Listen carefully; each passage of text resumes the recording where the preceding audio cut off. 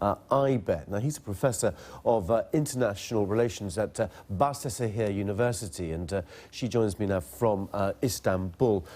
How dangerous is this scenario at the moment, and do you think that Turkey had just really come to the end of its tether regarding the sort of the provocation, as they would describe it, by Russian aircraft?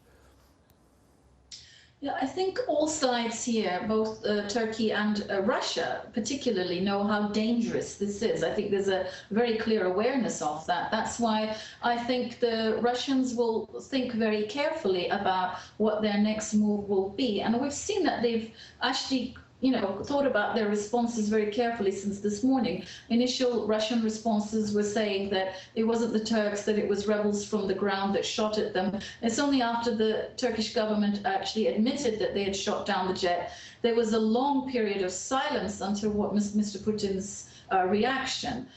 So, I mean, I think they'll be thinking about this very carefully. And I do think that Mr. Putin's reaction was more for the domestic audience as well as for his regional allies like Iran and Assad. I mean, he can't obviously afford to look weak. But I think in terms of what the reaction next will be, or the next onus of escalation, I don't think it'll be anything impetuous in the military sense. And of course, you mentioned there's the NATO dimension too. But for the Turks, I mean, this has been if the F-16 pilots warned this jet 10 times, and American officials have also confirmed this after the Turkish authorities, it was a reaction done within the framework of the rules of engagement, which have been in place since October 2012. And everybody, including the Russians, knew exactly what those entailed. And Russia did violate Turkish airspace once last month, and the Turks chose not to employ the rules of engagement, but they put a very clear red line, and they said, should this happen again,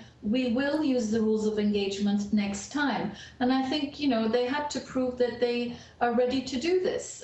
So I'm actually quite surprised in a way that this doesn't happen before. I mean, we could all see this sort of unfortunate incident happening once Russia entered this very dangerous, precarious theater of war, going about demonstrating its air power, which it can't do on the eastern front near Ukraine. And I think this is, with such a tight airspace, this was an accident waiting to happen.